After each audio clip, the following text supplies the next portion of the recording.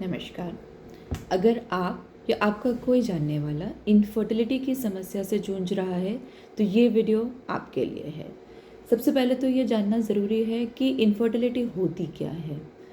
तो अगर आप अपने पार्टनर के साथ 12 महीने तक बिना किसी प्रोटेक्शन या फैमिली प्लानिंग मेथड को यूज़ किए साथ में रह रहे हैं और उसके बाद भी कंसीव करने में सक्सेसफुल नहीं हुए हैं तो इसे इनफर्टिलिटी कहा जाता है। ये जानना इसलिए बहुत ज़रूरी है क्योंकि बहुत बार लोग सिर्फ 3-4 महीना ट्राई करते हैं और अगर उसमें उनको सक्सेस नहीं मिलता कंसीव करने में तो एंग्जाइटी पैनिक करने लगते हैं कि इनफर्टिलिटी हो गई है, बट इट इज़ नॉट।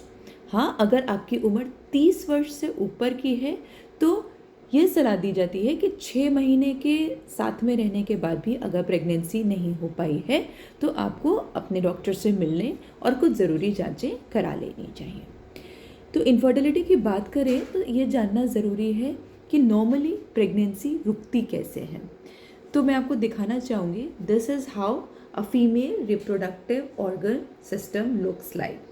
ये यूट्रस है जिसके साइड में दोनों ट्यूब्स होती हैं। इन ट्यूब्स के इधर उधर ओवरीज होती हैं। इन ओवरीज में हर महीने अंडा बनता है, बड़ा होता है, मैच्योर होता है।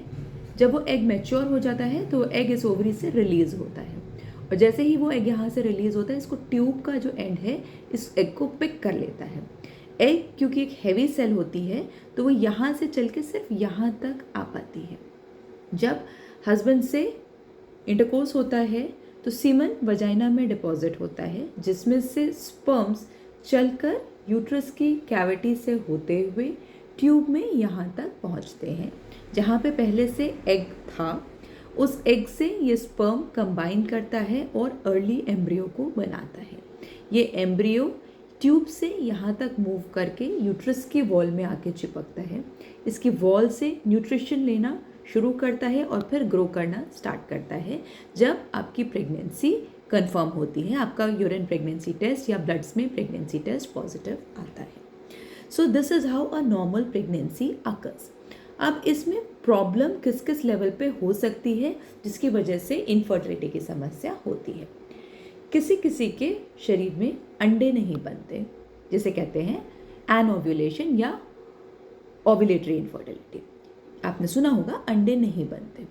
दूसरी प्रॉब्लम है अंडा बन रहा है, मैच्योर नहीं हो रहा, उसकी जगह बहुत सारे छोटे छोटे अंडे बन जा रहे हैं। ठीक है, बहुत कॉमन है आजकल, कहते हैं पॉलिसिस्टिक ओवरीज हो जाना। तीसरी प्रॉब्लम है अंडा बना, बड़ा हुआ, मैच्योर भी हुआ पर वो रिलीज़ नहीं हुआ, उसी ओवरी में फंस के रह गया, ओवरी से बाहर नहीं आ पाया, जिसे कहते हैं ओवरी में सिस्ट बन जाना। चौथी प्रॉब्लम है यहाँ ओवरी में सब कुछ ठीक है, बाकी सब ठीक है, ट्यूब्स ब्लॉक हैं, किसी वजह से मरीज़ के ट्यूब्स ब्लॉक हैं, नलियाँ ब्लॉक हैं। तो एग भी है, स्पर्म भी है, सब कुछ है, बीच का रास्ता, बीच का गेट बंद है, तो वो दोनों मिल नहीं पाएंगे। इसको कहते हैं हम ट्यूबल फैक्टर इनफर्टिलिटी। अगला रीज़न होता है यूट्रस की कैविटी में किसी तरह की कोई प्रॉब्लम है। यूट्रस में कोई गांठ है, यूट्रस की जो अंदर की लाइनिंग है वो बहुत अच्छे से बन नहीं रही, उसकी ब्लड सप्लाई अच्छी नहीं आ रही, यूट्रस में कोई झिल्ली सेप्टम है, यूट्रस के स्ट्रक्चर में किसी तरह का कोई प्रॉब्लम है। ठीक है, जिसे हम लोग कहते हैं यूटराइन फैक्टर्स ऑफ इनफर्टिलिटी। उसके बाद आता है मेल फैक्टर, क्योंकि आपने देखा कि सीमन यहाँ डिपॉजिट होता है जिसमें से स्पर्म पूरा चल के यहाँ से यहाँ तक उसको जाना है।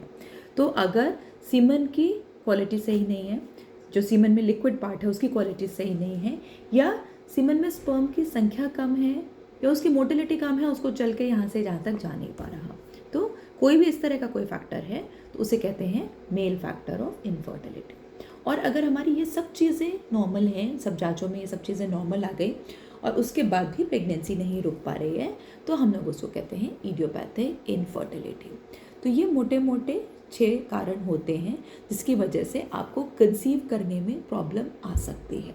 तो अगर आपको इनफर्टिलिटी की प्रॉब्लम है तो आपको ये जानना ज़रूरी है कि किस तरह की इनफर्टिलिटी है, क्या रीज़न है उस इनफर्टिलिटी का, और जब उसका रीज़न आपको पता चल जाएगा तो उसका इलाज संभव हो सकेगा। धन्यवाद।